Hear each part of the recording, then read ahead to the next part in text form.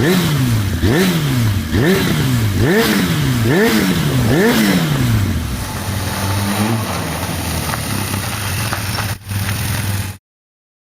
the early 1980s, the superbike world had settled into a kind of arms race.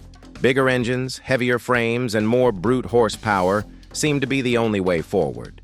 Machines like Honda's CB1100R, Kawasaki's GPZ1100, and even Suzuki's own GSX-R750 ruled the streets and tracks.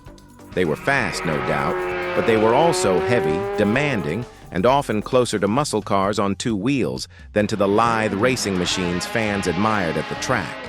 Suzuki's engineers saw a different path. Instead of piling on more cubic inches, what if they flipped the formula? What if they built a bike that felt like a pure racer, light, sharp, and agile, but with enough power to take on the 1,000cc giants? The idea was radical, almost reckless for a company that had played it relatively safe in the big bike market.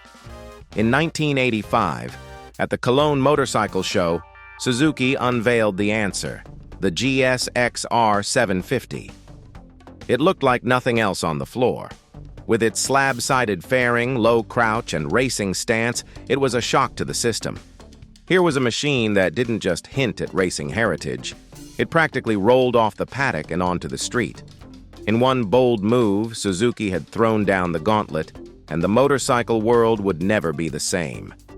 What made the GSX-R750 truly revolutionary wasn't just its timing, it was the way Suzuki built it. Most street bikes of the era were still tied to steel frames, thick and heavy, with bodywork that nodded to racing but never truly captured it. Suzuki broke that mold wide open. They gave the GSX-R an aluminum double cradle frame, the kind of lightweight skeleton you'd expect on a full endurance racer. That decision alone cut dozens of pounds, putting the new machine on a completely different level. At just 388 pounds dry, it was lighter than most 500s, yet it carried the punch of a true superbike. Wrapped around that frame was a wind tunnel-tested fairing that looked like it had been lifted straight off the track.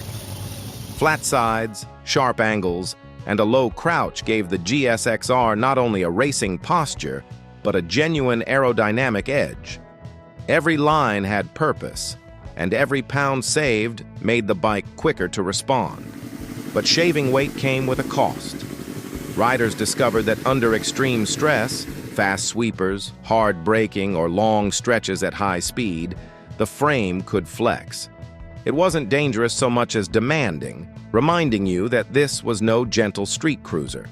The GSX-R rewarded precision, punished mistakes, and made every mile feel like a lap. That mix of brilliance and flaw defined its character, and in 1985, no other street bike dared to push that far. If the lightweight frame gave the GSX-R its body, the engine was its beating heart. Suzuki knew they couldn't rely on sheer displacement to win the superbike war, so they turned to innovation. At the core was a 749 cubic centimeter inline four, tuned for high revs and brutal acceleration. But instead of conventional water cooling, Suzuki introduced something new, the Suzuki Advanced Cooling System, or SACS. By circulating oil through dedicated passages and cooling it with air, they managed to shed the bulk of a radiator and the weight that came with it. The result was a motor that stayed lean, compact, and surprisingly durable. On paper, the numbers were staggering for 1985. 100 horsepower at over 10,000 RPM delivered through a 6-speed box made the GSX-R750 feel closer to a race machine than any street bike before it. Twist the throttle, and it screamed like a Grand Prix contender, surging forward with an urgency that left heavier 1,000cc bikes scrambling to keep up. But this brilliance carried its own compromises. The oil cooling system worked beautifully under normal riding, yet on long, punishing stints it ran hot, sometimes consuming oil faster than riders expected. Push it too far, and the GSX-R showed its temper, reminding everyone that cutting-edge design often comes with sharp edges. Still, for most riders, the trade-off was more than worth it. Suzuki had built an engine that captured the spirit of endurance racing and brought it, unfiltered, to the open road. On the racetrack, the GSX-R750 proved it wasn't just a flashy street machine. It was the real deal. Almost overnight, privateer teams and factory squads embraced it, because here was a motorcycle that came out of the showroom already dressed for battle. In endurance racing, where machines had to run flat out for hours on end, the GSX-R showed its pedigree. Suzuki's own GSX-R-based racers began collecting wins across Europe, shaking up a scene long dominated by heavier four-strokes. In America, the story was just as dramatic. The AMA Superbike Championship became a showcase for the GSX-R750's raw talent. Riders like Kevin Schwantz would later carry its spirit into Grand Prix racing, but even at the national level, the bike made headlines. It wasn't simply competitive, it was dominant, showing that Suzuki's gamble on lightweight and razor-sharp handling had paid off. Fans in the stands noticed, too. The connection between what they saw on Sunday and what they could buy on Monday had never been clearer. The GSX-R750 blurred the line between pit lane and dealership, giving riders a taste of professional racing in a package they could actually own. And while its quirks demanded respect, on the track those same traits turned it into a winner. By the late 80s, the GSX-R wasn't just another sport bike. It was the measuring stick by which all others were judged. Out on the street, the GSX-R750 was nothing short of electrifying. Riders used to the lumbering weight of 1,000cc machines were stunned by how light and sharp the Suzuki felt. A quick flick of the bars and it dove into corners like a racer.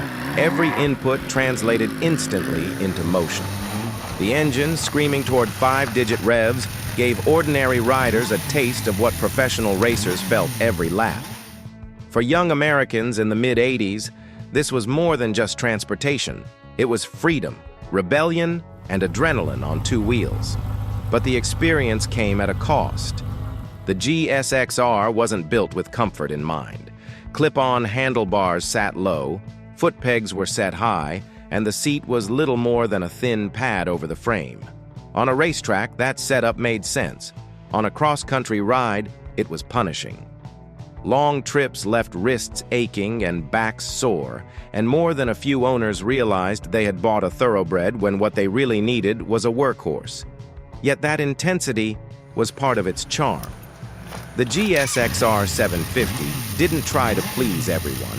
It demanded skill, discipline, and a willingness to suffer a little for the thrill it delivered. For many riders, that was exactly the point. It became the badge of the brave, a machine that separated the pretenders from the committed. And in doing so, it carved its place not just in garages, but in American motorcycle culture itself. The GSX-R750 didn't stand still.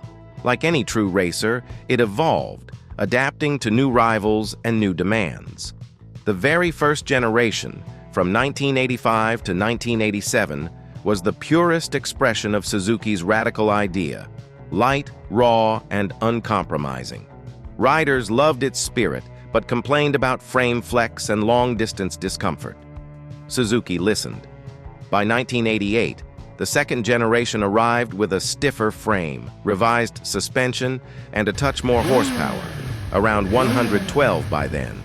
It was still a scalpel, but with a little more durability for the rigors of both racing and daily use. Through the early 90s, the bike continued to refine itself. In 1992, Suzuki made a major leap by introducing liquid cooling, a nod to the limits of the oil-cooled design. It added some weight, but the trade-off was greater reliability and stronger performance. Other changes followed: better brakes, stronger chassis, improved aerodynamics, each one an effort to keep the GSX-R750 at the sharp end of the sport bike class. By the late 90s and into the 2000s, the motorcycle landscape had shifted, with 600s and 1000s taking center stage. Yet the GSX-R750 refused to die. While Honda, Yamaha, and Kawasaki abandoned the 750 class, Suzuki carried it forward, refining the formula year after year. What began as a radical gamble in 1985 had become the lone survivor of its kind. Proof that Suzuki's vision still mattered long after the others walked away. Looking back, the GSX-R750 is often called the first true superbike, and for good reason. It rewrote the rules of what a street motorcycle could be, proving that racing technology didn't have to stay locked away on the track. Its aluminum frame, oil-cooled engine, and aerodynamic bodywork became the blueprint for an entire generation of sport bikes. Competitors like Honda's CBR, Yamaha's FZR, and Kawasaki's Ninjas all followed paths the GSX-R had cleared. But its legacy isn't just about technology, it's about attitude. The GSX-R750 represented a shift from heavy, all-purpose machines to precision tools designed for speed above all else. Riders who bought one knew they weren't choosing comfort. They were choosing commitment. Its flaws, the hot-running motor and punishing ergonomics, became part of the legend. They separated the casual riders from the diehards and gave the bike a reputation as something wild, something untamed. Over the years, that reputation only grew.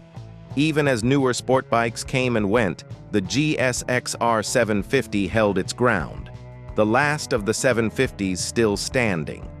Today, early models from 1985 are prized collectibles, symbols of a moment when Suzuki changed the game. More than a motorcycle, the GSX-R750 became a milestone in motorcycling history. Proof that sometimes the boldest risks pay off with the longest-lasting rewards. For many Americans, the GSX-R750 wasn't just another motorcycle. It was a rite of passage. It marked the moment when sport bikes stopped being exotic machines you only saw on racetracks and became something you could actually ride home. The sight of its slab-sided fairing and low crouch still sparks memories of parking lots filled with young riders comparing notes, of late-night runs down empty highways, and of that unmistakable scream as the tack needle swept past 10 grand. It was also a dividing line. Some loved it, some feared it, and many learned the hard way that it wasn't forgiving. But those who tamed it carried the pride of knowing they had mastered a machine that demanded everything in return. That's why the GSX-R750 remains etched in memory.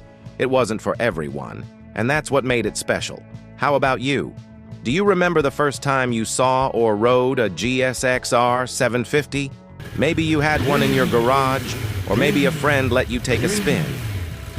Share your memories in the comments. We'd love to hear your story. Like this video if it brought one back, and subscribe to join us on the next ride through America's motorcycle history.